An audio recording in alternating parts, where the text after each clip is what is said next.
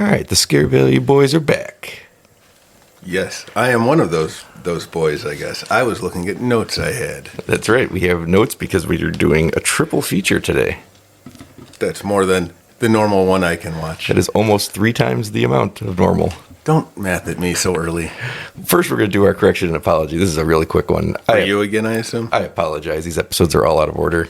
We keep slipping in new recordings. And, for example, the Joe Hill murder investigation has been all out of date. And he's guilty.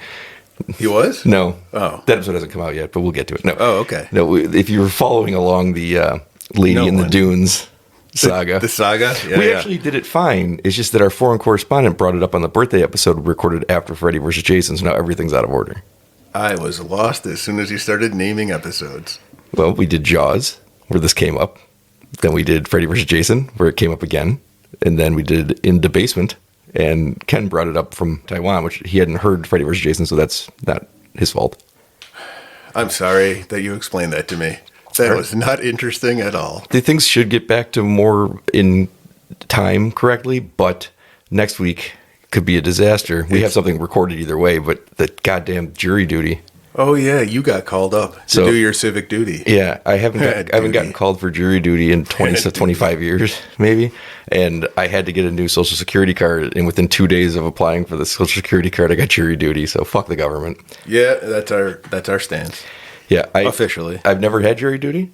I'm just going to be honest with them, and I assume they're going to let me go because my honesty is, I would hate to have you in any kind, have any bearing whatsoever on my well-being or the judgment of myself. The truth is, and I guess I won't just walk in talking about this, but if they ask me if it's a decision between a big corporation and a person, I've already decided I'm going with the person, and that's it. And if it's something that it's not a really important murder or rape or something that's actually, if it's just one of these financial things, then I'll tell them the truth. If I get into the room and 11 people think one way and I think the other way, I guess I think the other way now because I don't care about this. You have put a lot of thought into this, haven't you? But those are honest answers. Yes, they are. Those are just, I don't care about this. Unless it's something genuinely important, which it usually is not, I just don't care. I don't either, which is why I haven't thought about it once, if I ever get called up for jury duty. Can I be impartial? To a point, but I mean, I'm not going to side with the rich person over the poor person, almost ever. No, but the poor person, robbed them. Yep, I agree with them. There's nothing wrong. Wasn't there a whole TV show with that premise? I believe Leverage was. Never saw it. It had the guy from Buffy the Vampire. No, from Angel, who was the lawyer. Lindsay, perhaps his name was. It had him and Timothy Hutton. And they were, and there were other people too, but I don't remember who they were. They stole from corporations to give to, I guess, people. I never watched it, but they stole to give to the poor. Not guilty. That is my, unless I get in the room and everyone else is guilty and I'm you know what, you guys are right. Because I don't care. I care until it inconveniences me. Yeah, that's America. So I had to think about that for a minute. Next week's the first week the kids will go back to school, but I might be sitting in a jury box somewhere. And I might be sitting in that whatever place the people who are on trial go for. Hell? Yeah. Okay, let's get to our Nicolas Cage update. I am excited. What's the Nicolas Cage news? Because I didn't have any. That's not a surprise. You might have noticed a pattern with recent Nicolas Cage news updates. They're seemingly starting to go against you in great force. First, we had his opinion of crows, which we all know. I don't have to hit the button. Not a fan of crows. He did say a lot of negative things about crows, which historically I am in favor of. Now, I'm going to say something that I'll have to issue a correction apology for in the future. But last week, we heard from your kids and discovered in the Nicolas Cage update, they do not care for Nicolas Cage at all. Well, this is tough. I have no response to that. They're not very bright. I give them that. They're in the public education system, so that's another knock against them. They have my DNA, at least half. I don't know how this stuff works. I think at most half too. Again, I'm not a scientist. In fact, it's more likely at most half than the other way. Again, I never finished any of the science classes I took. Ooh, earth science, that's a science. I did well in that one. Plate tectonics. Well, let's see if today's Nicolas Cage update changes your fortune. I don't think it's going to. I'm still not entirely sure that you're right. I think it's been a lot of good updates on Nicolas Cage, a lot of good news. In 2022, Pedro Pascal said that he's been working to try to get Nicolas Cage to join the Star Wars universe. You know, we've talked about Star Wars a lot on The this. Mandalorian. That's my Pedro Pascal. Just anything they can get him into. He really wants him in Star Wars. After doing the massive weight of Nicolas Cage's awesomeness? Yep. Okay. That one. That movie. So that makes sense. He'd want him on there. Nicolas Cage responded by saying he's not interested in doing Star Wars because, Pete, he's a Star Trek guy. Oh, no.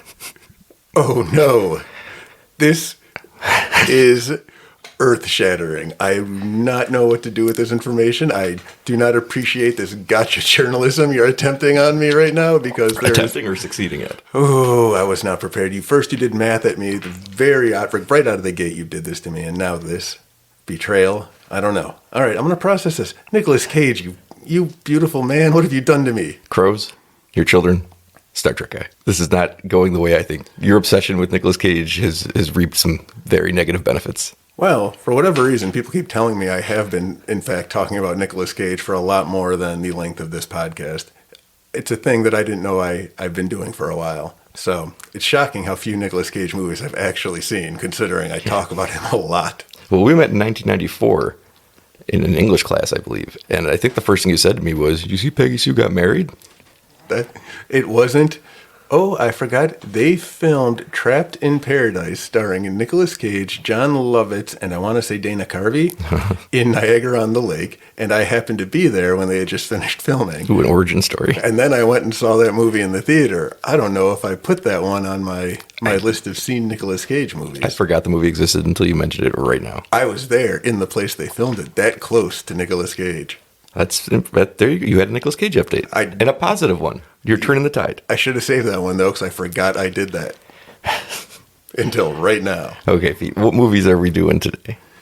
We are doing the H.P. Lovecraft, apparently kind of trilogy from a bunch of people I never knew existed or happened until you told me about it. You knew who Barbara Crampton was. Only because you've mentioned her, but That's I could still not knowing. place her face. And then I saw her name and I said, oh, it's Crampton. I've been calling her Cramden. No, we're close. That's not, you know what? Given how you talk about everybody that's not Nicolas Cage, that's not that bad. All right. But now I know who she is.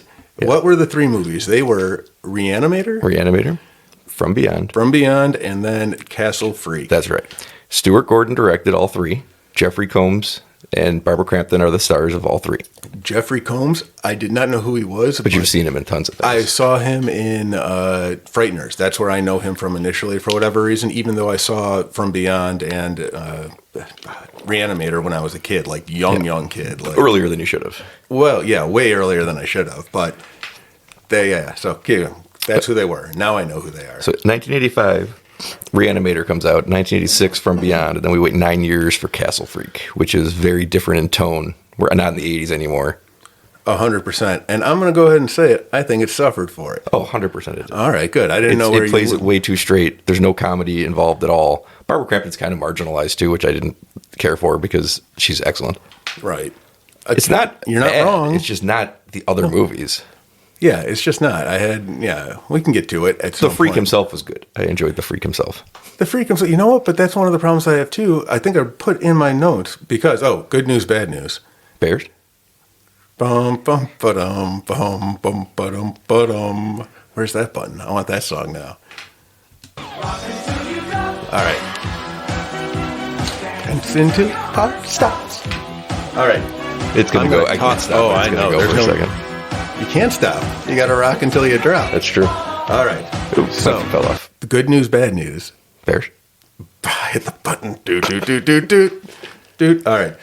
I had notes because we're doing three movies. There's no way I'm going to remember three movies ever at any point. I lost my notes. So I started some more notes, but we're picking up somewhere in the middle of From Beyond. No, we'll just start with three. Oh, you are. Your notes are. I'm sorry? Your notes start in the middle of From Beyond? Yes, because I lost my first notebook. So now these are my second notes. Oh, so that's good because we're starting with Reanimator. All right, so hit me with it. Reanimator, a classic. It's a beloved film. It had 2 sequels of varying success. Barbara Crampton doesn't return for either of them. Neither does the director. There were Stuart 2 Gordon. sequels to that one? There was a later TV movie called, I don't remember what it's called. It's called Herbert West Reanimator again. In the third one, I think just Jeffrey Combs is back. And I don't even know if I've seen it. I've seen Bride of Reanimator, and it's fine.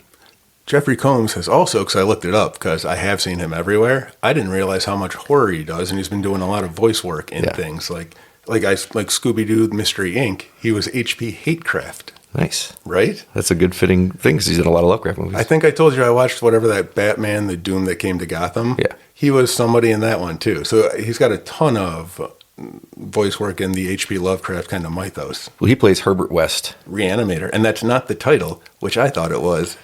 It kind of sometimes is. On the poster it might be, but I don't think in the title card it is. It's one of those, whatever you want it to be. Is it John Carpenter's Halloween or is it Halloween? I don't know. I'm still stuck on Herbert West, Reanimator, because that's what I think it's called. And that's the name of the... I keep calling Jeffrey Combs Herbert West through all my notes because I never bothered to learn any other character name, so don't keep bugging me about it. Yes, I know it's wrong, but that's what I got written down. I love Reanimator. I only have one flaw in the movie, but it's a fairly big flaw. All right. And that is Herbert West is awesome. Barbara Crampton is awesome. The other guy is just a statue that walks through scenes sometimes. Yeah, and he was our protagonist, right? Yeah, that was the problem with that movie. We were stuck with him because Jeffrey Combs was tearing it up. He is, because he understands what the movie is completely. And I argue Barbara Crampton does as well.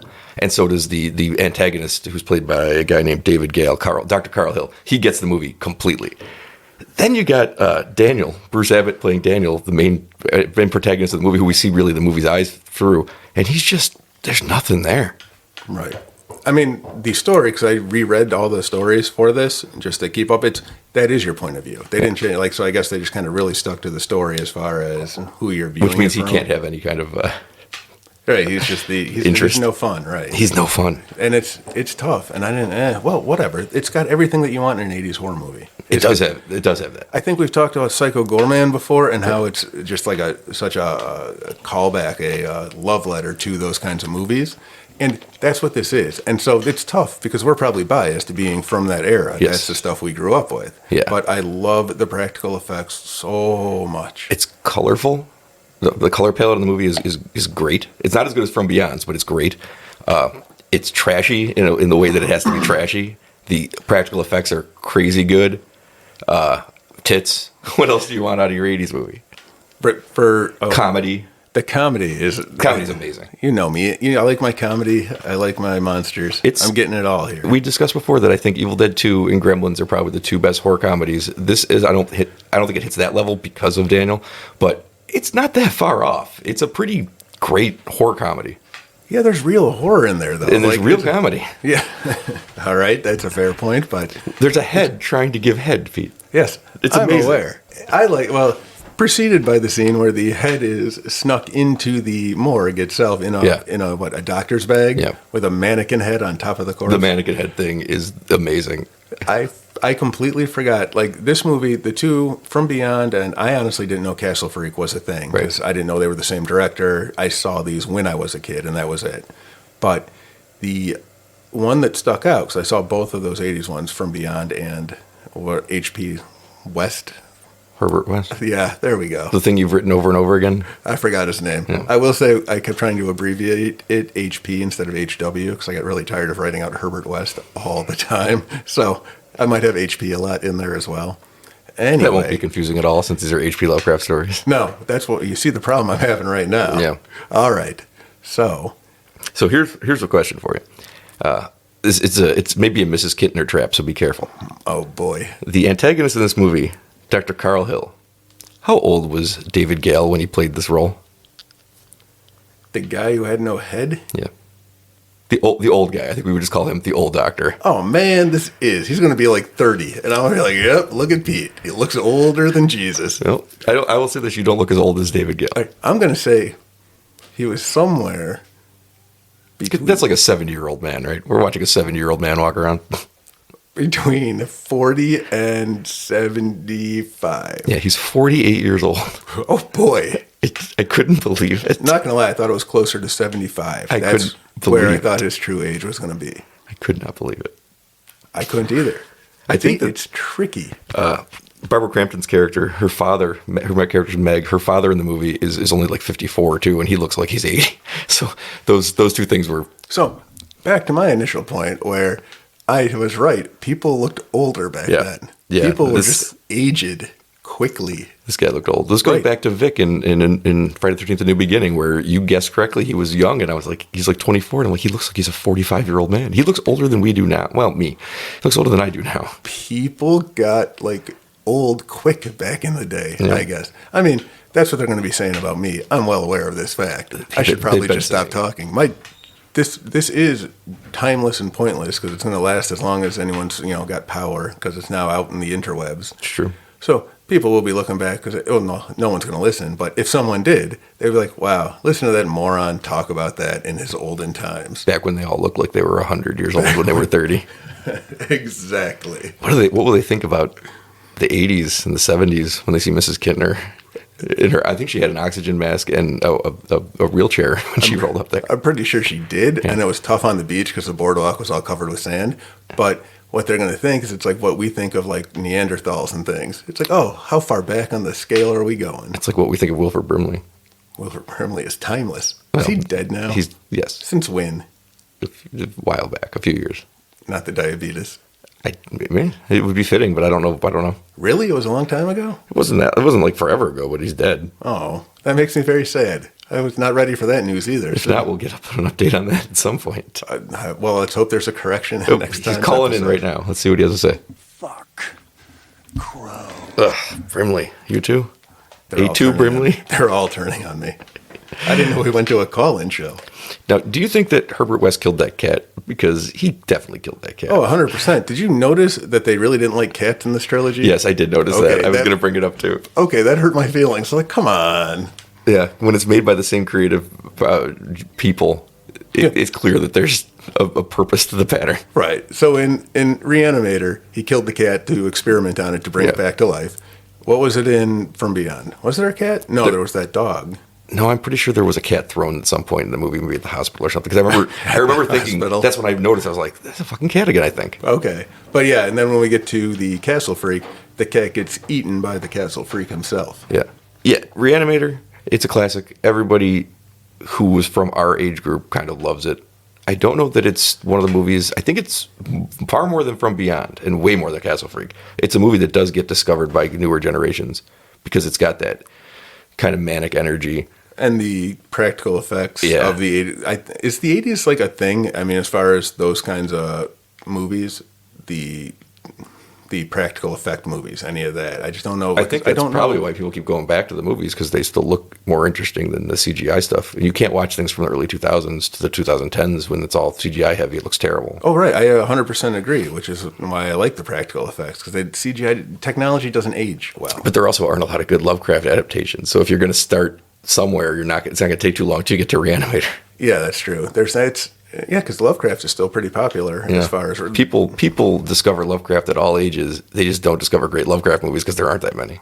All right. It was, I think I mentioned it to you, From Beyond. Well, that's where I was going with my point earlier. Mm-hmm. From Beyond is the one I remember better. Something about those eels that pop out when they turn on the machine really just stuck with my very young brain. And that probably is what drew, just the concept of that movie. Even though I think I like Reanimator better, if I have to choose. And Castle Freak's the worst one? Far and away Castle Freak. I didn't like the 90s. As soon as they started biting off fingers and just went for that shock kind of grossness stabby thing, as opposed to... It's just everything in the 90s had to be more realistic and edgy. Pete, you just ranked movies. Of those three? You just did it. I know. Aren't you proud of me? First time you've ever done it in 30 years. I'm surprised myself. I don't know what just happened. I was going to try to trick you into doing it later, and you just offered it up. I'm going to go lay down. Well... Castle Freak, Jeffrey Combs wasn't as good even. Castle Freak? Yeah. No, because it's a dramatic role, not a fun role. Yeah, okay, wow. I didn't think about that. So good for me for ranking them because I did no point. Also, I can tell you where the 3 acts end. Which one? In Reanimator or in... Well, in the first one... I feel like it's cheating because you've read them. No. In the first one, Barbara Crampton dies. She's back to Crampton again, update. Ralph Cramden's daughter. Yes. She dies. End of Act 1. And he reanimates her. Then we get to Part 2. What are you talking about? Act 2 is she's become a psychologist or something. Oh, I see what you're doing. And it's actually pretty clever. And what does he do? Oh, he's moved on from reanimating people. And now he's trying to see things that no one else can see. Then he gets They inherit a castle. They inherited a castle. That's the start of Act 3. Yeah. It's pretty right. Okay, thank you. Good. Movie had a really good first two acts. And then just botched it at the end. I didn't hate Castle Freak. It just is a different movie, and it's interesting the same three people came together for the same kind of source material and just something completely different. Right. I know that times had changed. They also had no money. The story of Castle Freak is he saw a poster, and there was no movie yet. There was no script yet. It was just a Castle Freak. And he said, hey, what's that? And he said, there's no script, there's no movie. If you want to make it, go ahead. It just has to have a castle and a freak. And that was it. And he made it for $500,000. And they had a castle that another producer owned, which I believe that they used it for From Beyond also, actually. I don't even remember a castle in From Beyond. I think they used the interiors. Oh, okay. They used it for a bunch of movies when the guy wasn't there. Because he's like, yeah, go ahead, use the castle. It's a great set. And he only took it because he's like, yeah, I didn't have as much money as I had on the other ones, but I got full control. And I got to bring my friends back and make a movie. That's why it's weird to me that it's the tone that it is. Yeah, because the first two were way tonally different. Yeah, From Beyond, I think, is my favorite one. Oh, yeah? I think so. Why would that one be your favorite one? I find the characters more interesting. And this isn't just the Daniel thing. I mean, Herbert West is really interesting in the first one, obviously, and so is Dr. Hill. They're great. But I think all the characters and all four characters you kind of get in From Beyond are really interesting. Okay. Barbara Crampton is a much better role. Oh, yeah. A lot more to work with, a much more interesting character. I mean... A terrible psychologist. A terrible psychologist. That's exactly what I was going to say. Yeah. For anyone who... I don't know why the quick synopsis of that one, because I'm good at those. Oh, go ahead. Herbert West is working for a guy... Dr. Pretorius. Dr. Pretorius. From Bride of Frankenstein. From The Bride of Frankenstein. And he creates a machine, lets you see things that aren't there, like just other realms and such. Those things see you and eat you if they see you. So, he gets eaten, Dr. Pretorius, by the things that are beyond there, which are also the eels, which I remember from my childhood. From beyond there. From beyond there. There's my throat clearing. I can edit it if you just do it and I'm not talking. I see. I won't, but I could. Oh, thank you. You're doing the plot. I've lost everything. You lost the plot.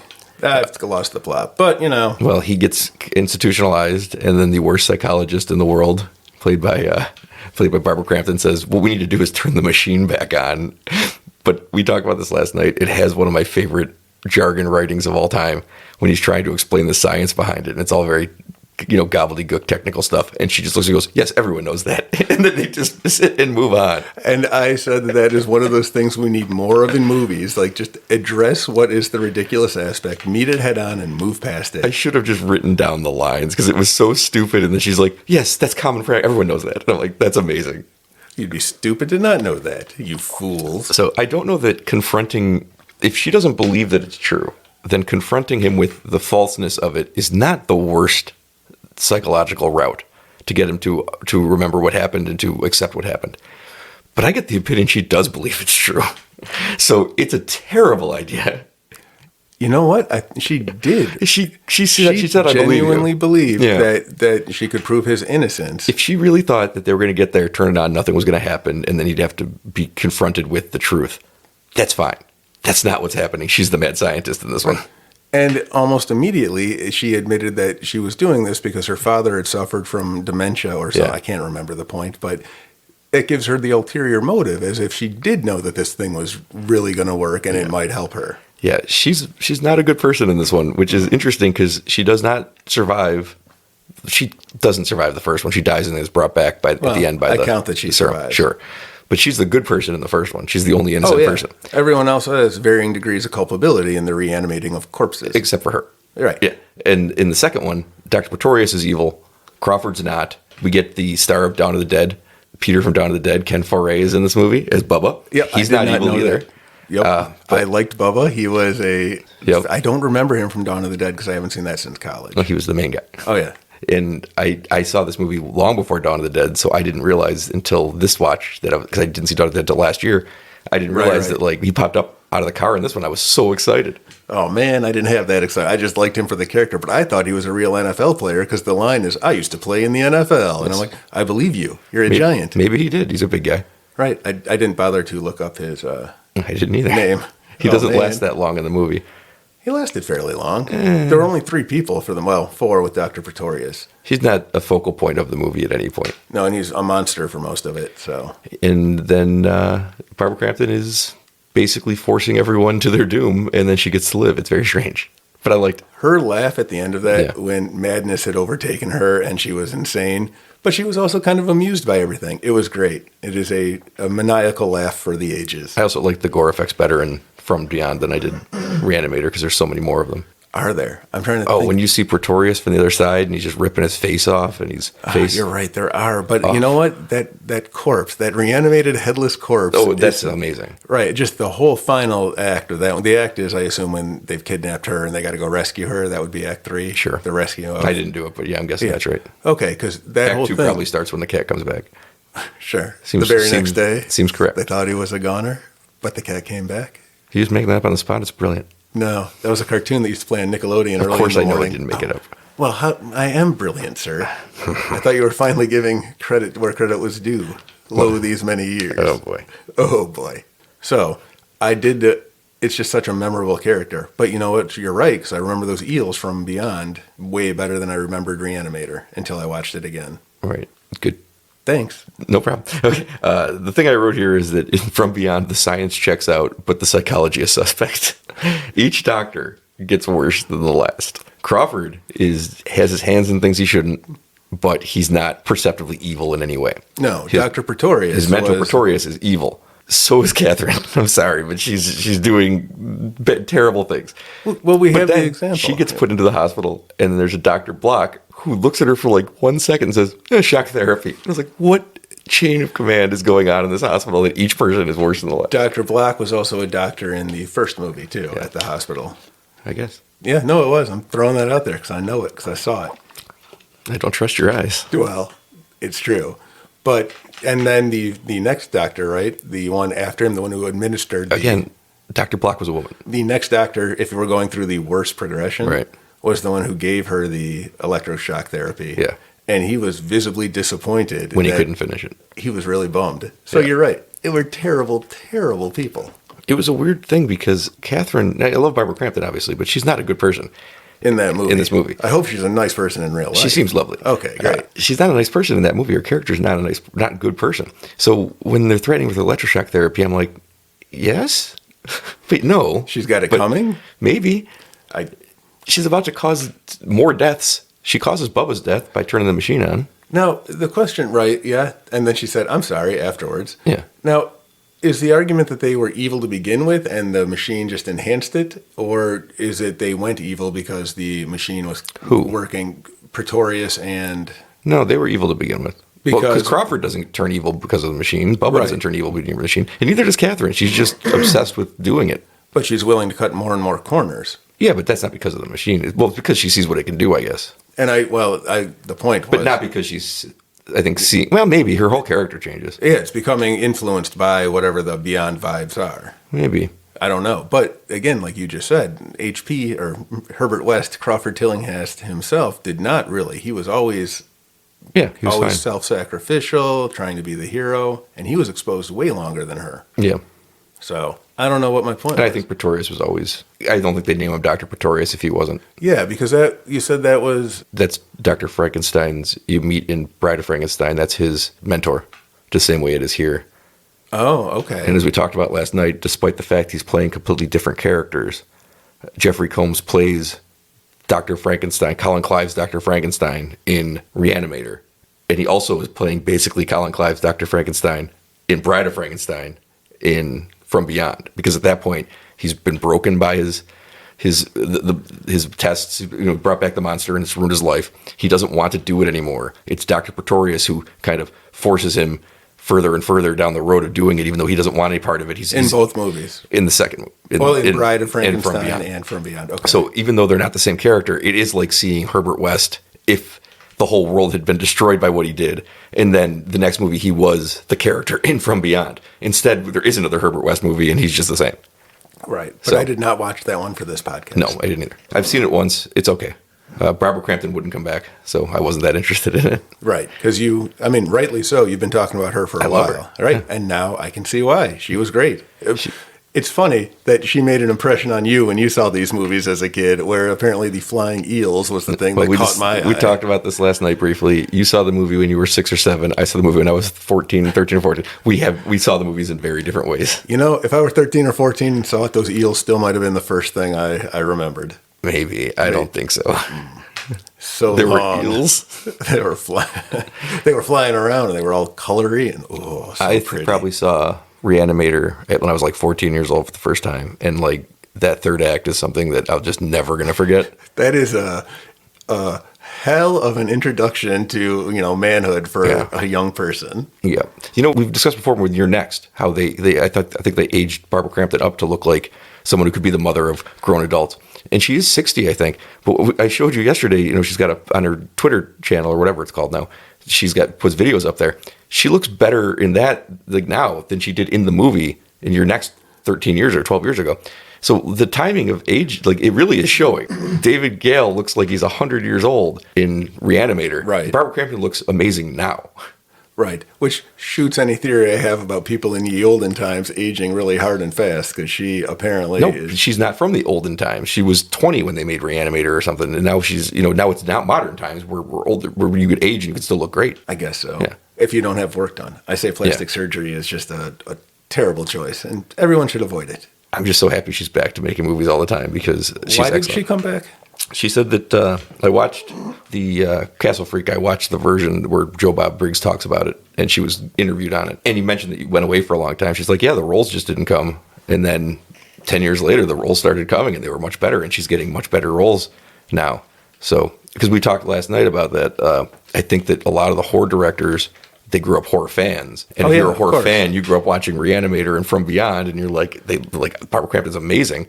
Why don't we cast Barbara Crampton? And then we'll write her something really good. And that's, it all came full circle around. Right. And it's horror more than I think anywhere else that has like a real respect for the people who the stars, like the Scream Queens. Like, who else? Older women don't usually do well in Hollywood. I mean, I was going to say Jamie Lee Curtis, but she won an Oscar for a completely different movie. So I guess, but still, you get that main lead starring role in a giant hit movie, you better be playing Laurie Strode.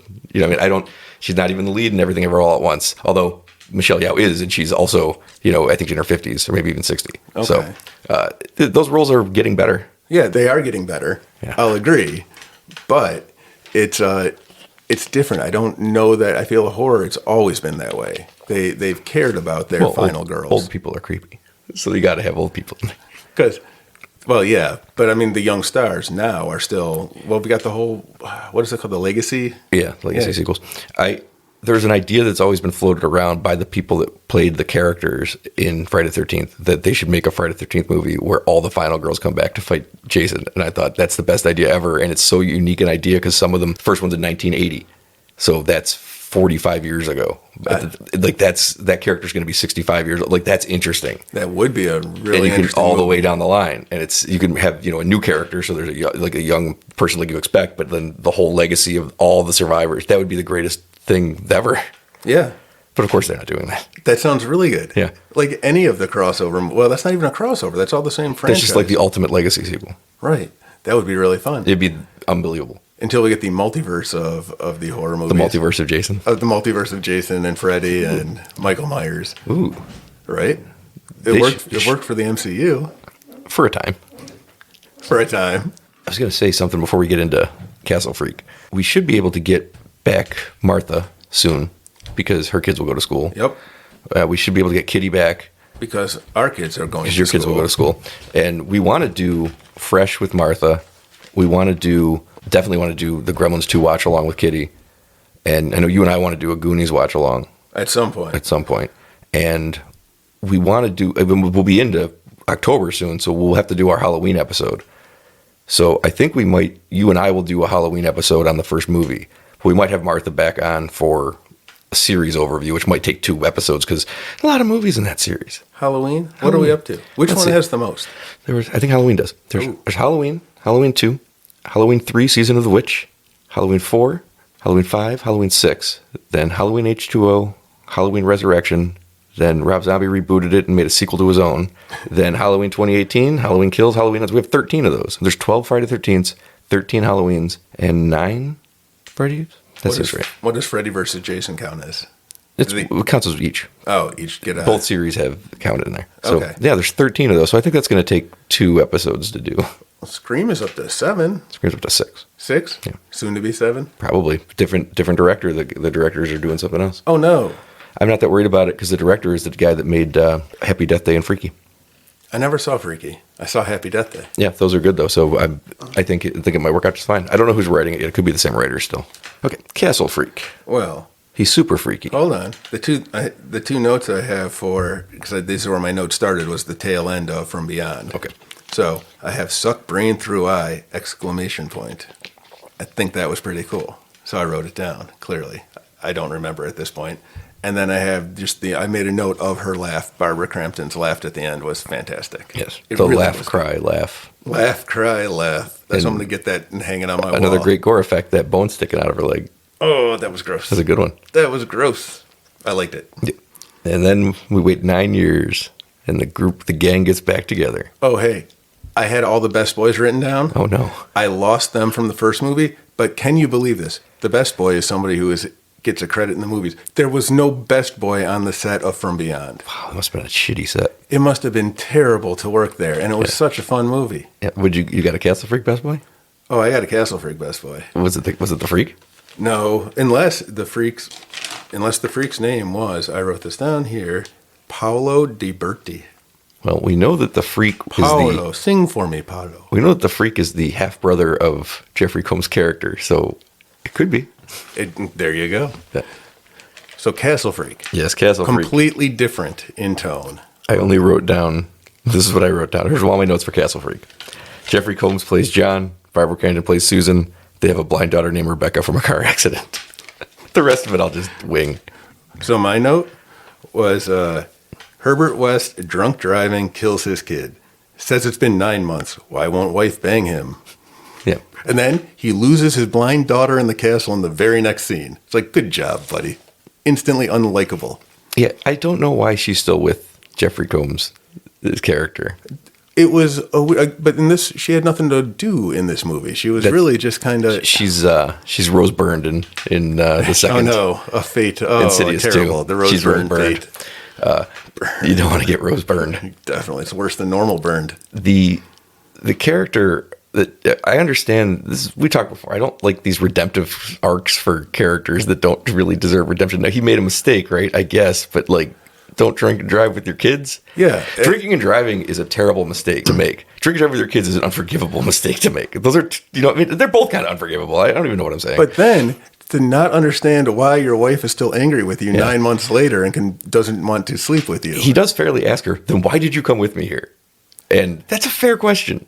Yeah, you know what? I didn't think about it because I couldn't get past my loathing for the normally likable Herbert West. I know. And then the whole movie is just him grieving, and I get it. But, like, also you deserve it. I know. It's, I think part of the problem for me was watching all three quickly. Yeah. I want to root for these characters now because I've watched them 3 times. So to have such an unlikable character, but if you watch it just for what it is, this is a story of a person who doesn't necessarily need a redemptive arc. And like you said. One of the problems with the movie is, I think, is that in Reanimator, Herbert West is a young, crazy mad scientist. Yeah. Susan is Megan was a young woman with her whole life in front of her, and she's vibrant and interesting. And then you get to From Beyond, and she's a young psychologist, and Crawford is a young scientist. Research physicist or and whatever. They have their whole lives at him. And now they're just old parents with like a grown daughter. It's like the time jump doesn't work. You still look young. You don't have to be unfun and old parents. Well, it's the tone again, because if you're taking it for what it was, like the story it was, a much more, serious H.P. Lovecraft story or, film, I guess it's all right. But again, he's such a terrible character. I just feel like there's only 9 years between the movies, but they jumped at 18 years. The ages of like what the characters they're playing. You're right. It is only 9 years. In my head, it was like 20 years later because of how old they and they have like a near adult daughter, and it's like you were playing younger, more interesting, and then you're too young to be playing the older characters you're playing. Which, by the way, this clearly teenage daughter who they're like the castle freak is like, well, let's take her top off and stuff. I'm like, this is not, like, there's no nudity from her, but I'm like, just taken down to a bra and things. I'm like, what is happening? Yeah, she runs around in a bra for most of the third act. Right. I'm like, what is this? We've already established that she's a teenager. Why is this happening in the 90s? I like that Barbara Crampton figures out very quickly. She has very little to do in the movie, but I do enjoy that she very quickly figures out his sexual trigger and immediately is able to get her away from his daughter by starting to unbutton her blouse. And I thought, she just thinks Castle Freak's like me. She's seen Reanimator. But it's a clever play. That wasn't her first rodeo. She's done this 2 times before. That's right. She knows what's what. I enjoyed that, like, for how little her character's given to do. She's and how questionable it is she's still in this marriage in the first place, and she's moved to this country with him. She does some very good parenting in that moment. Yep, she assessed it. Again, that's experience. Immediate assessment. That is experience. Yep. She's dealt with Herbert West for years now. She's no stranger to the male gaze. Even when it's one-eyed and freakish. I did like the Freak in the movie. I thought he looked great. I went back and forth on the Freak. I think sometimes the skin suit that they were wearing, I don't know, just some of the scenes. I don't know. I thought the performance was really good, and I don't know, I really enjoyed it. I thought it was a very fully realized character, more so than like Barbara Crampton's character was, because I'll give you that. He was way more developed than I don't know, just not. After the you know first what annoys two, me when you know what annoys me when I see movies and I love a character or I love an actor or an actress, and then they just get marginalized by a movie. And Insidious 2 is the one I always go back to because I love Rose Byrne in everything. And then in Insidious 2, she doesn't have anything to do with any of the 3 plots of the movie. And they did it to Barbara Crampton in this one, and I just hate it. That Insidious is another example of a woman who should have left her man long before, and they don't know why they're in that marriage still. I feel like the only reason her character exists in the movie is to try. It didn't work for me at all, but I'm saying a certain type of viewer could watch it and be like, try to soften the Jeffrey Combs character because his wife is so cold to him, even though he completely deserves it. But you know the kind of people I'm talking about who will watch this and be like, oh, just give this guy a break already. He doesn't deserve a break. But because her only position in the movie is to constantly shrill at him about his failures, I think it's supposed to soften his character so that when he sacrifices himself, you can be like, okay, I can redeem him a bit. I think that's the only reason it's there, because she has no other side to her. Right. And I was thinking it's similar to The Shining, at least, as this character who's got the alcohol problem and is trying to be redeemed. But I don't know. Well, the reason it bothers me, though, is because I've seen Reanimator, and literally the day before or 2 days before, and I saw from Beyond the day before. Barbara Crampton is charismatic and electric and just a wonderful actress. I mean, she's great in everything, but she gets the genre movie. She gets it completely. And then this one, she's like, just yell at your husband that it doesn't make sense you're here, but I hate that. It was weird. You're not using your best assets. No, and that's something you've been on lately after watching. Yeah. Well, the asset is that she has great chemistry with Jeffrey Combs in all of these movies. And then this one, it's like, turn it off. It's like, why then cast them? Like, cast someone who I haven't seen twice her in movies with where it works. Well, maybe that was another thing they were hoping would make the redemption arc work. It's actually one of the problems with Reanimator is that she has no chemistry with Daniel, and I don't know how that's even possible. Well, because she has chemistry with the Freak. Because that's true. There was a lot of chemistry. You know what? The Freak wasn't bad. He was pretty good. It was good. It was just, again, that more gory, I think he gives the movie its best scene when he is suckling at the teat of the... see, that's another one of the... it's the growth... Like, I guess it is, but it thematically is brilliant, and I think it's the best scene in the movie. It was such a 180 from those first 2 movies. Yes. I guess I was not ready for it at like 5 o'clock in the morning when I started watching it. When we brought up doing it, I thought maybe we would just do the first 2, and then I thought, you know what, we'll never do the third one then. Well, I never knew the third one existed. Yeah. I think, though, now that I'm recollecting, I do believe I probably did see it when it was out in the 90s, but... I remember renting it when there were video stores were a thing. Oh, yeah. I remember renting it because the cover is very cool. I don't remember that. It was this Castle Freak, and you see the little guy in the corner, and it's like, oh, that looks... Oh my God, I do remember that cover. I have a lot of memories. Probably if you showed me the covers of VHS tapes, I'd be like, I know that movie. Yeah, and I thought that looks really good, and then I remember watching it and being bored by it. Oh, but I think I saw it before I saw it. I think that's mine too. That was my recollection of No, this was 94, so I probably saw this after Reanimator. I probably didn't put together that they were the same things. I didn't see From Beyond until later. Okay. Because I don't know what it is. From Beyond doesn't get the attention that Reanimator does, but it just doesn't really come up. Reanimator comes up a lot, and I feel like From Beyond doesn't. I kind of like From Beyond better. Okay. I don't remember how I ranked them. You said I ranked them at the beginning of this podcast, and I did, but I have switched I think you put my Reanimator ranking. first. I think I put Reanimator But first. you said barely. Yeah, I'm gonna stick with barely. In fact, now they're both tied for first, and Castle Freak is a distant. One thing that helps those first two is that they both have excellent antagonists. Dr. Pretorius is great. Dr. Hill is great. I mean, Herbert West is an antagonist too in the first one, but those two main. Not. Herbert West is kind of... No, he's Catherine. He's Catherine in the second one. That's the thing. They kind of flip roles because he's the one who's driving towards doing things that he shouldn't be doing. He's not the ultimate evil of the movie, but he's kind of responsible for a lot of what happens. I mean, all of what happens in that one. And Catherine's responsible for a lot of what happens in the second one. And that makes sense, I guess. I haven't...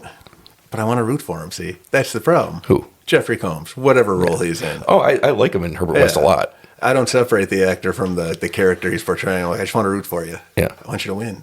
I like him in Reanimator a lot, and I mean he does more to do in Reanimator than he does in From Beyond. But that's, like I said, he kind of flips with Barbara Crampton. Barbara Crampton takes the lead, right? And she's great. They both are great as the mad scientist. I think Barbara Crampton does an incredible job. I mean, she's better as the sex pod version in From Beyond than she is the buttoned up psychologist version. But the change in just the way that she looks at things in that movie is pretty great. From when you see her with the, buttoned up with the glasses, and she's just, stoic. And then when she gets loosened up by whatever happens to her, when she sees From Beyond, she's sultry, and it's a completely different character. And that's not easy to do, to play completely two different types. Right, to do the switch and be convincing in both completely sides convincing, of whatever you're playing. Like, she doesn't seem like she's even the same person. No, it was good. Yeah. You know what? Man, the beginning of that movie was so long ago compared to the ending. And a lot happens in the first two movies. So my memory is notoriously bad. Yeah, I don't know why we made you do 3. I don't know why you volunteered to do 3. I don't know why either. I seem to like trying to do these things. But 2 of the movies are great, so that helped. Those are the ones I remember from my childhood. Yeah. Were those 2. Did you know, because I was looking up Jeffrey Combs to see all the other stuff he was in, his birthday is September 9th. So it is... The time that we are talking about this is very close to September 9th. This will probably come out on... He's making up the 14th or something. The 14th. So happy birthday, Jeffrey Combs. Birthday, Jeffrey Combs. You make fine movies, sir, and I like them. You were a really good Herbert West. You were. And you've been Herbert West ever since. And he's been Herbert West 3 times. Except I just don't remember what the third one is. Except for when I write you down as HP, and then you're... He played H.P. Lovecraft in something, though. And H.P. Hatecraft. And he's also done some Poe stuff, too. He's got a niche. He loves. He fits it's right the into horror. it. I think he's right in the horror. He was in episodes of other things. Check out his IMDb. He's got a lot of stuff. Yeah, that's what this is. This is Jeffrey a Combs picture IMDb. for Jeffrey Combs IMDb.com. Yeah, I don't get as excited when I see a new Jeffrey Combs project as I do a Barbara Crampton project. But no, I didn't know who he was until right now, and now I'm like, oh yes, this is who he is. I've watched him for years. Yeah, that's Stuart Gordon has passed away, the director of the 3 movies. He passed away in 2020, and it's one of those things where everything comes back. It would have been really cool to see take on another Lovecraft story. Well, bringing it back around to Nicolas Cage, Yeah. Check out The Color Out of Space sometime. That's a very solid H.P. Lovecraft. I think it's a solid H.P. Lovecraft. It's all right. It's pretty good because it's Nicolas Cage. So far it's a solid. I think it's pretty solid. Well, it's not solid. Well, it's all right. I would really watch it's pretty good because I like it a lot. That's I think a great you might review. like it too. We toyed before about having you put up fake reviews on the site where you open up the review and it just says, yeah, it's pretty good. And then you close it. Wait, there were fake reviews? I thought I was really doing that, and that would be my review. That would be the review. Right. There's no falsehood there. That is my feeling. Like, here's Pete's Reanimator review. Yeah, it's pretty good. It was pretty good. From Beyond. It's pretty good. I might put the was in all capitals when I go, it was pretty good. And then Castle Freak, not as good. No. You know what? I wrote down meh. Meh. M-E-H, period. Would it help how you viewed the movie if you hadn't seen the first 2 and you were like, okay, this is a more toned down gothic version of horror of a Lovecraft adaptation? It's fine on its own merit. It's just, it's not what the other ones are. I really think that's the problem that this movie has for me, is because I watched those first 2 right before. Right. If I had watched it 10 years, but again, like you, I think I remember watching it around the 90s at some point and remembering, this is a slow, boring movie. I didn't see From Beyond until literally 5 to 8 years ago, and it was a real treat when I discovered it, because holy crap, it has a lot of that Reanimator joy to it, and Did you know it was the same person at that point? I did at that point, yeah. Okay. And I just don't know how I didn't see that one. And because I've watched tons of Parker Crampton movies, and I missed one of the best ones. And getting to see it when I was probably around 35 to 40, somewhere in there, getting to see it then and being like, holy crap, this is like a real lost classic, a lost gem. Like, if you've seen Reanimator, there's a good chance you've seen Reanimator, and you probably haven't seen From Beyond, go watch From Beyond, because it is pure joy from beginning to end. Go watch either of those first two movies, but maybe wait a while if you're going to watch that third one. Yeah, it's interesting to compare. Give your brain time to reset. You don't have to watch them in a row. Watch a Nicolas Cage movie as a palate cleanser. Though Reanimator and From Beyond would make a hell of a double feature. 100%. That was what my initial thought was. Yeah, that's why we would have done it like that, but I was like, I do want to talk about how Castle Freak is so different. Well, I'm glad you did, because I got to see all three, so now I feel like I've accomplished something. When you watched it, was it in 4:3? I don't know what that means. Like a standard TV Yes. when we were growing up? Yes. It's so weird that it's like that, because I watched the Last Drive-In version where Joe Bob Briggs introduces it and then talks in between. They cut off the movie and he talks and then they come back. And that one's in 16:9. So I couldn't figure out why they had a 4:3. They have the right print. Well, 4:3 is where the black bars are on the sides of the TV. It's what TVs were when we were growing up. Right, that's the size of them. But then the widescreen used to be where there are black bars on the top and then bottom. they just changed how TV sizes. Right, because now TVs are... So what is the 16 or... 16:9 is the size of the widescreen TV that we have now. Oh, okay. And movies are actually shot. You'll see movies with black bars still on the top and bottom, because actual cinematic movies are shot in like 2:33 or something like that. They're shot in different... It's actually more compact. So, but TV is now shot in the 16:9 style that our TV is. So most movies will just get kind of like scanned to 16:9, because that's how they were closer to what they were shot in anyway. I remember Multiplicity, one of the first movies I saw where they went to the pan and scan. Yeah, it was horrible. Where they couldn't fit a widescreen on home viewing, so they would just take the scene and then like make the camera move in. I remember the exact moment I gave up on pan and scan movies, though. I'd seen Scream 12 times in the theater. You'd seen it almost as many times. And I watched it. I bought the video back when VHS was a thing, because DVD hadn't come out yet in 1996. Or if it had, no, I think it was a couple years away. I pop in the videotape and I'm watching the movie and I'm only seeing 2/3 of the screen, and I've seen the movie too many times for it not to drive me insane. There were literal actors whose performances I remember on the sides who aren't in the movie. They didn't even bother to pan and scan. They just cut them right out. It drove me insane. So for that movie in particular, this didn't happen often. They actually put out a VHS with the black bars on the top and bottom. I think I remember there was a big debate for everyone who is way younger than us, where what was better? Do you watch a movie with those black bars where it's kind of annoying because it doesn't fit your TV? Yes. Or do you go for that pan and scan where they chop it up and edit it? And the reason it was a problem back then is that TV screens, even if they were bigger because they were square, you were losing almost over a third of the screen to put a movie in proper aspect ratio. Right. Now, that's why they changed the TV screens. So eventually the whole world adapted to my hatred of watching Scream and missing so much stuff I saw in the theater. There's a clear-cut winner. It's like the Blu-ray Blu-ray was a new technology, but what was it, Beta and VHS? Yeah. Those two. Yeah, so thank God they changed it, though, because I don't know. Like, nobody talks about it, but people are like, why are movies, they're not dying. Barbie just made $1 billion, and Oppenheimer's at $800 million. Barbieheimer, as we call it. Talk to Me made a ton of money. Like, movies I really want to see Talk to Me. It should be out on VOD soon. I'll buy it as soon as it comes out. What killed movies is that TV shapes changed.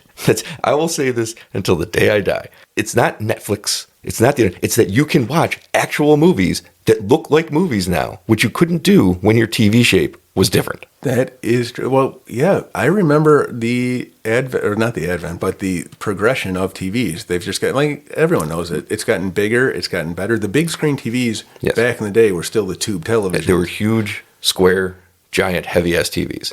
Now they're light. You can put a 75-inch TV on your wall. I don't have one that big. You don't either, but you can. Like, I have TV in my bedroom, right? And because of just the way it is, I went to the movies last night to see Slaughterhouse, and I'm sitting in the back row, and I love sitting in the movie theater, and I'm watching it, and it's great. And then I get home, and I'm watching Castle Freak on the TV, and I'm like, it doesn't look that much different to me because of just the proportion, just how close I am in the size of the TV. I don't need to go to the movies. Right. You throw in, too, that things come to home video within a month or two. Back in the day, it would be a year. Mm-hmm. When a movie came out a year later, you could expect to be able to rent it. But Not own it, rent it. If my TV was still a square, it would not be the same. And I like the only person that ever loses my mind about how I think that's what killed movies is that they really put a full cinema in your house and they made it affordable. And of course, what does movies have to offer? Better sound system. Stale popcorn if you go on a weeknight. I did eat some delicious stale popcorn last night. Oh, it's so good. I prefer stale popcorn, as you know. But I do know. I've watched you eat many a bucket of terrible, terrible popcorn. When we worked at the theater many moons ago, many werewolf cycles ago, That's how we tell time now. we had a bin that was just for show, popcorn for show. That you can't serve it. It wasn't buttered. It wasn't salted. It was just there because it would hold up and like look at our popcorn. Right, months and months old. But we actually had to make fresh popcorn all the time when they came in because it was just one little machine. So that was kind of a calling card of the place was how good the popcorn was. But we did have a bin unsalted. We had to change every week or so. The one that just sat there for months, it was delicious. I had to put fresh popcorn in because you ate so much of it. I wasn't the only one. I don't know why you're letting yourself off the hook on this. Well, it was a lot gone, and I remember I'm such a nice person that I put the new stuff at the bottom and shoveled the old stuff up to the top layer so that we could have like a process of aging for you guys. I don't know what it was about that. It was so good. Kitty, when I go to the movies with you to review something for this podcast, we bring her home a popcorn bucket. She will keep it for a week and eat her way through it, just sitting on the counter. Which is weird because there's butter all over that, and I feel like that's not holding up as good. I'm not sure it's butter, but whatever it is, it's definitely sitting there for a week. I don't put butter on my popcorn usually. Sometimes I will. Most of the time I'm just like, I just want the shittiest popcorn I can get because I just want something to do while I sit here in the theater. See, I want lots of butter so then I can't hold anything and I spill my drinks all over myself. I saw 7 movies at the Buffalo Dreams. We can get to that in a second. The Buffalo Dreams Fantastic Film Festival. In the middle of that, I drove an hour and a half to see a movie that was only playing in Canandaigua. Do you eat popcorn at all of these movies? No. And you should. It should be a new challenge. No, but what I did do at 3 of the Amherst Theater ones was drink Loganberry because they have delicious Loganberry. Good old Loganberry. It's the only place I've had it. That's the last time. Well, I've had Loganberry since then, but I remember it being at that theater. It's delicious. And I went to Slaughter House last night. So I've been to the movies like 10 times in the last week and a half. It is a lot. I did have popcorn last night, though. Of course you did. Was it stale? No, it was actually pretty fresh. I was pretty disappointed. For a Wednesday? Is that when you would have seen that? Yeah. It was actually pretty fresh. You know what, though? I think Barbie and Oppenheimer are still drawing people. So, and I think the movies coming out this summer are actually doing fairly well. So there's probably too many people for them to keep it too long. Okay. You know, they used to just make garbage bags full of it, but now I see them actually popping it all the time. So I think that they might have gotten away from that model. Wow. They're tightening up the popcorn budget at movie theaters. My guess is what happened was there were so many lean times. They were just like, yeah, just keep doing this. And then they got busy. They're like, we can't do that anymore because we can't even. That's the best popcorn, though. Fresh? It really, yeah. No, the old. I disagree with you, though. I know you like it, but... You're wrong. So the Buffalo Dreams... I keep eating it, but I don't like it. The Buffalo Dreams Fantastic Film Festival wrapped up, and I have all reviews. By the time this is out, they'll all be up on the site for the 7 movies I saw. I saw 7 of the 8 horror movies. What were the 7? I didn't see one because I had to drive my mother to her colonoscopy. Hello. Hello, Brian's mom. I hope you're feeling better. She doesn't listen to this. Why would she? She's a Nazi, if I recall my history correctly. No, it's her that can't recall her history correctly. Oh, that's right. And she taught me. So that's where you get it from. You have a blind spot that's math. I have a blind spot that is heroes and villains of historical society. And which side we should be rooting for. Those are our characters on this podcast, except for your math thing's real. And my ADHD. Your what? Yeah, the first movie was What Lurks Beneath. We discussed it. It's the follow-up movie to De-Influencer, which I don't want to talk about anymore. We don't talk about De-Influence. The one thing that you struggle to find positivity with. I liked What Lurks Beneath a lot more than De-Influencer. So there's that. All right. Then there was a movie called Wintertide that was really good. Slow, you'd hate it. All right. But it was an interesting version of kind of a zombie apocalypse, except they weren't zombies so much as like they had their life sucked out of them and they were sucking the lives out of people and for it making them kind of like themselves, and it was really good. And then I saw a movie I really liked called The Once and Future Smash. All right, I'm intrigued. It's a brilliant concept. It's filmed. They filmed a lot of it at a horror convention pre-COVID, And then the COVID hit, and they just filmed interviews with a lot of the like genre stars, like the guy that directed Friday the 13th Part 9, and the star of Friday the 13th Part 5, and like a guy that played Leatherface. And they got all of them to talk about this fake movie from the 70s as if it was real. And the movie, the mockumentary here, is 2 actors that played the character in that movie at a convention. And they hear that they're going to reboot the movie and they might get a chance to play the role again. And these 2 old crotchety, the one guy's really old and crotchety and he hates the other guy, and the other guy's like kind of a space cadet, but he loves everybody. And they're so funny together. And the movie itself is really, really funny. And even the people that come on to do the talking heads thing, sketch parts, they poke fun at their own history and horror. But it never pokes fun at the genre or fans of the genre. It walks a really fine line towards... just the people, the directors, the real actors making fun of themselves. Yes. Okay. Yes. And there's some really funny bits in there of people just like the guy that wrote Friday the 13th, the original, Victor Miller. He's like talking about the original movie. It's called End Zone 2 is the movie they're remaking. And End Zone 1 was a movie where they actually made an hour-long version of End Zone 2 to put in a double feature with this. And the reason there's not a third act is actually explained in the documentary. It's all See, really clever. Not everything has 3 acts. It's all really clever. And the Victor Miller's like, I love the first one. Like, the first one's the best, because he wrote the first Friday the 13th. It's like, the first is the best one. I love the twist that the mother was the killer. It's brilliant. It's brilliant. And then it cuts to the guy, Mark Patton, who played Jesse in Nightmare on Elm Street 2. And he's like, I think the sequel's better. I think everybody understands. It's okay, it's that style. All right. What was the name of it? The Once and Future Smash. Okay. And it gets funnier and funnier as it goes on, and it goes in unexpected ways, and I really, really love that movie. And I think I saw that their recordings, there was a Q&A after, and I think the co-director said that they got more stuff for the Blu-ray, so I think there's going to be a release coming that'll package it all together, and I'm really excited about that, because it was a real treat. Okay. Real clever. And well, then to film... sold me on that one. And then to film a movie... and posit that it is the movie that we're talking about. And there's no third act on it, because as you learn in the documentary, there's a reason there's no third act on it anymore. Okay. It's pretty great. What else did I see? Well, I don't even know what number we're up to. I lost count. That was 3. Ago. I saw... The thing is, those are only 3 I've published so far, so it's hard to remember. I saw a movie called Zaman Dark, which is... I would best describe it as an experimental movie that looks like gorgeous, and the sound design is one of the best I've ever heard. But it's a movie where almost nothing happens. Okay. And so another one for me to avoid. You would avoid it, but I thought...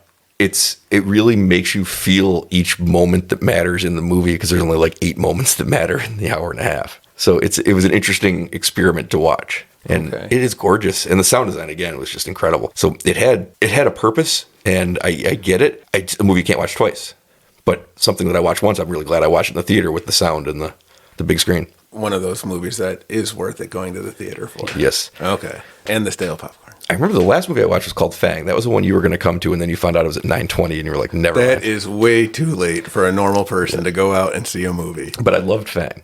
Which one was Fang? Fang was a kid. He's got a mother, played by Lynn Lowry, who is another genre legend.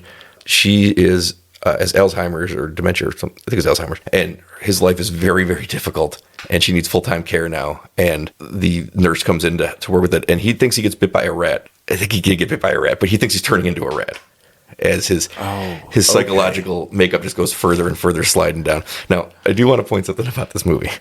His job is that he works at a warehouse. I've worked at warehouses. The person that directed this movie has never worked at a warehouse. It's painfully obvious, huh? It's a pretty big building, and that's fine. But there's, I would say, no less than 24 people that work at this warehouse. That's not what happens at a warehouse. And his job is that he sweeps. That's his only job at the warehouse. I don't believe so. I worked with my friend at his warehouse this week. Here's what warehouses are.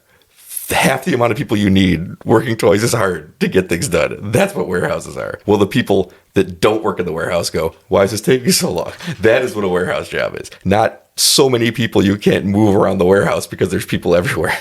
And there's a boss who I don't believe, because he's at the warehouse. He's not at like the company. He's not running. For a company that seems to make as much money as this company does, there would have to be an entire operation that's not just on the floor. There's somebody selling. There's somebody, somebody's doing these other jobs. He's the only one he's only at this warehouse. You never hear him talk to anybody else. And he's like a multi-millionaire, and he just walks around going, let's get those boxes to Toledo. And I'm like, this is not what happens. Are you sure? Because that's kind of what I would do if I was a millionaire. I thought it's only a small part of the movie, but I thought it was hilarious because I'm like, nobody else is going to think like that unless you've worked at one. But that's not what it is. You're going to get messages from this guy all day going, so where are we at on this? And you're like, there's no one here. Like, I'm trying. That's what a warehouse is. So, But other than that, I love the movie. But I got a real good kick out of the representation of his job, Pete. His full-time job is to sweep up the warehouse. someone's got to keep it clean, That's man. not, yeah, guess who? That guy. Guess who? That guy. Oh, God, it killed me. That killed me. Let's see what else we got. I'm going to have to... I don't know, but I will say that Kitty is ready to watch the knock at the door, cabin door. That's the last one on the left. Again, that's not what it's called. Are you sure? Knock at the cabin. I think I'm pretty close. She has never seen the trailers or the commercials or anything for that movie, so she's going in blind. Yeah, she's listened to this podcast, though, so she's not going completely blind. Well, yeah, I'm not going to say anything because We've talked about it on this podcast. We haven't talked about it on this podcast. We have only talked about the We talked about it with Martha on this podcast. I don't believe you did. Well, guess what? Kitty doesn't remember any of it. That's good. So don't listen back, Kitty. We're going to watch that movie. I saw a local production called The Demon Behind the Glass that I really liked, too, at the film festival. Okay. It was completely shot locally, had really, really great special effects because it's another very low-budget movie. But another one where, like, they're finding really good actors. In the independent lower budget horror all these films? movies would have very low budgets, and I think the acting is very strong almost across the board. This one was all local, and it was a lot of family. You could see the same last name on a lot of the actors. So it was a very friends and family kind of thing. But it really was interesting, and it took a different concept towards demonology. And, like, it was a demon story. So there was an investigation about the demon. At the same time, the demon's going around. So as you're learning more about what the demon's trying to do, it's getting closer to accomplishing it. So it kind of had a nice pacing thing. Had a really nice pace to it. Frantic energy. Yeah. As you learned more, it was like, oh shit, he already did that. Oh no. And it was really good. And the effects were incredible. I was really kind of blown away by how good they were. And the effects guy was one of the people, they had a lot of the people there to do a Q&A. And the effects guy was just like, yeah, we just did this. And I'm like, damn, I can't imagine having the talent to put something that good on the screen and be like so nonchalant about it. That kind of blew me away. What was the name of it? But the Demon Behind the Glass. Demon Behind the Glass. It's about a writer who's been disgraced because he lied about something. He made up something, a story. A reporter who lied about a story. So he's trying to find the next big story, and he's renting this cabin, and there's a dead person behind the mirror. In the mirror universe, or just behind the mirror in the bathroom? And they take the mirror down, and he's like, okay. And he's going to investigate what's happening here. And it turns into this whole big demon production that has some really cool stuff in it. So that was really good, too. And then I saw, the last movie I saw at the festival was called The Haunting of the Lady Jane, which you would also hate because it was very slow. But it was really gorgeous, shot on a canal in England. And it's another one. It's about ghosts and interesting stuff. And you see all of the characters. There's 3 main characters, and you learn their backstory as it goes on. And the movies, I thought it was really effective, but not up your alley. I think the ones Future Smash and Fang would be ones that you would really enjoy. When you said alley, I was going to say Nightmare Alley. I never saw that. Neither did I. Benicio not Del Toro. No. The other one. Guillermo. Yeah. Right, and I like him. His and I've brother, never watched Guillermo. I knew it. Yeah. I knew it. I knew they were keeping secrets from me. Yep. Hollywood secrets. Yeah, it was a really good festival overall. I only missed the one horror movie. I didn't see any of the shorts, really. I just was like, I have to come here 7 times, and I have to write 7 reviews, and I'm not going to write reviews about shorts, so no offense to the shorts. You're not a fashion guy. There were some comedies there. The one that won Best Feature at the festival I didn't see, but everyone was talking about it. So it's probably a movie I want to see at some point. I think it was a road trip movie that might have some time travel elements, and that does sound really fun. It is. I wish I'd have known because maybe I would have gone. But here's the thing: I had to go on a Thursday night, and then I had to write the review, and then I had to go on a Friday night and write the review. Then I had 2 on a Monday, and then I had 2, and I couldn't keep going to the theater. I couldn't keep track of the notes for 3 movies or watch all 3 of the movies. So good for you. In the middle of that week, I drove to Canada, an hour and a half to Canandaigua, and an hour and a half back to see Birth Rebirth, which I really liked. It's a new take on the Frankenstein thing that finally found kind of a new angle on it. Oh. There's been a lot of Frankenstein stuff. And they're lately, almost right? always the exact same. No matter what you dress it up, it's always the same, basically the same exact thing. I write about this movie all the time because they keep remaking it. It's what happens when you bring death to life. And that's literally what it is. And it always goes the same way. And I really enjoyed that this one doesn't even give you the back half. You know the back half because it's always the same story. It focuses on the cost of creation of life. And I really liked it. Like he had to get a second job? No, it's about to afford his chemicals. A nurse who loses her daughter out of nowhere to an illness. And then she finds out that the pathologist or whatever downstairs, the morgue attendant, has taken the body because she's working on a scientific experiment to bring life back. And it's about the mad scientist and the grieving mother and how far they'll go. And it's in the cost of how she has to develop the formula is a personal physical cost to the one of them, and how far the mother will go. And I thought it was really, really interesting. And you know who plays the nurse? Carla from Scrubs. Oh, I haven't seen Carla from Scrubs in a really long time. She was excellent. Where's Zach Braff these days? He was the child. Where's Donald Faison? He was also the child. Ooh, well, that would make sense. Yep. They were brothers. They were brothers. They were whatever it's called when those twins are stuck together. Conjoined? Yep. Not Siamese anymore. She lost her conjoined twin daughter, played by Zach Braff and Donald Faison.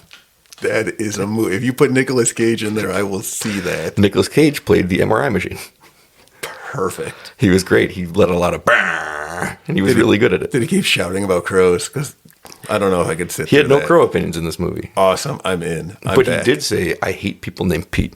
Oh, that's a tough one to recover from. I'm going to have to meditate on that. Is it better or worse than I'm a Star Trek guy? It feels more personal, that's for sure. I think it hurts more. Yeah. Oof. So that's all the movies I saw lately. Well, and Slaughterhouse, which I really liked because it was ridiculous. I'm excited for Slaughterhouse. I expected Slaughterhouse to be a movie that would just repeat the same joke over and over, and I wanted to see it because I thought it would be funny every time. Which is a movie about a killer sloth. A sloth that slowly moves towards you as the person just screams in the corner and then eventually gets killed. Because this is a low budget movie, right? It is the opposite of that. It is a sloth that drugs a drink. You see a little furry hand pop into frame and pop pills into a drink. It zips up a sleeping bag and throws a girl into the river. It's the opposite of what I expected, and I loved it. Okay, that sounds like my kind of movie. I told you the phrase I came up with last night, and I did write about it. It's subverted stupidity. Which I like normal stupidity, so subverted stupidity sounds even better. It's equally dumb to what I thought it was going to be, but that's what made it so funny to me was it was unexpectedly the exact opposite. And the absurd. Yes. See? I'm swinging you around. This is what makes a horror movie. It was, and I watched the theater. It was a pretty full theater. They got on board with this movie. And by the last act, they were howling whenever you'd see the little hand pop into the frame or his little face. It's like, what's going on? It's just killing people. Will it translate without a crowded theater? Like I if you're think at so. home? It's so stupid. And it knows it, and it's the best kind of stupid. All right. Slaughterhouse. Nice. And they never wink like that about how stupid that title is until near the end when the boyfriend shows up and he goes, it's a real slaughterhouse in there. And they're just like, oh man, come on, let's not do that. And I'm like, because they know we've ramped up the script to go with it. Well, it's the promise of the premise. Yep. It comes back to drag me to hell. You know what they gave me? Got dragged to hell. I really hope that we get another one because I think there's more jokes to tell in this world. Slaughterhouse 2? No, Pete. Slaughterhouse 5. Kurt Vonnegut special. As soon as when I finished the review, I was like, they gotta want to make Slaughterhouse 5. They have to. It sells itself. You can bring in time travel. You could. Yeah. You can do anything. You got it all. I like it. I didn't expect what I got from it, but I got something probably more enjoyable than I expected, and I expected to enjoy it. And that's a ringing endorsement then. Yeah, so those are all the movies I think that have been up in the last couple weeks on the site. So that's a lot. That is a lot. Yeah. I watched a bunch of H.P. Lovecraft movies and read a bunch of stories. Well, we're heading towards spooky season, so things are going to get fun. Yeah. Ooh. We're going to have to cover Halloween and do we have to? You know what? The kids told me that we shouldn't do Halloween. We should say we're watching Halloween and then watch Detective Pikachu and talk about that instead. Why do they have better ideas for our podcast than we do? That is their advice. And why do you give them away on the podcast? I'm sorry. Hey, no one listens. We're good. We're going to be perfect. I did have the idea before we talked about to find a movie that has the same title as another movie. Oh, and then what? Just list it wrong and then talk about the other movie. You got to find the same length or it won't really work. It'll work for an hour and a half. Right. Until you get to the point where suddenly we keep talking and the other... Which, by the way, the 3 movies we watched for the H.P. Lovecraft, all are right around 90 minutes. Yes, the first 2 are under 90. Last one was 95. Castle Freak suffers from its excess. That is what my problem was with Castle Freak, is the length. Longer, no jokes, no color palette like the other two have. Everything's 90s gray and black. From Beyond's like pink sheen is incredible. Throughout the whole movie. I know, it's great. The spurting blood, though, is so The vibrant. 80s was amazing because bad 80s movies are great, and great 80s movies are great, and good 80s movies are pretty good. That's what they are. Like Top Gun, right? It's a good movie. Well, that means it's pretty good now. No. But you watch a bad one, like a bad 80s movie, that's great. You watch a great 80s movie, it's great. I don't know. I don't think I have your love for all of the 80s things, but I don't think I've ever seen a bad 80s movie. I don't know. Now that's a challenge I'm going to have to sit back and think on. But that doesn't mean from January 1st, 1980 until the end of 89. When I'm talking about 80s movies didn't really exist until near 82, 83. Because 1980, I know it is the 80s, but they're still making movies from the 70s. They're still taking 70s scripts. They're still telling style, it hasn't those changed stories. yet. I'll have to pinpoint the exact moment that it changed. I do think it's Friday the 13th Part 2. That was the one that turned everything into this bigger, like more, not just the excesses of the 80s in general. It ramped everything up to me. And I think that it might be the hidden masterpiece. Friday the 13th Part 2. Friday the 13th Part 2. That one? Is that the one we watched? Yes. Oh, boy. The one that's good. Oh, was it 5 that was the bad one? Yes. Oh, 2 and 5 are so close together. It's so bad. It's great. That was the 80s. Any last thoughts on Herbert West Reanimator or From Beyond or Castle Freak? I like them all. Happy birthday, Jeffrey Combs. Happy birthday, Jeffrey Combs. Thank you for everything, Barbara Crampton. Yes. Good work 2 out of 3 times. Stuart Gordon, rest in peace. I think that about sums it up. Yep. And Lovecraft, stop being such a racist dickhead. Because you write really fun stuff. That he is. I know, you write really fun stuff. Such a disappointment for that garbage human being. We went to his grave and visited him because we did not know that he was such a racist piece of shit before. That's kind of on us. It is because we read those. We read them and boy, oh boy. We weren't good at context. No. The 90s were a different time, and we've all learned. Not everyone. Oh, what a downer to end on. Remember to vote, everybody. All right, we'll see you later.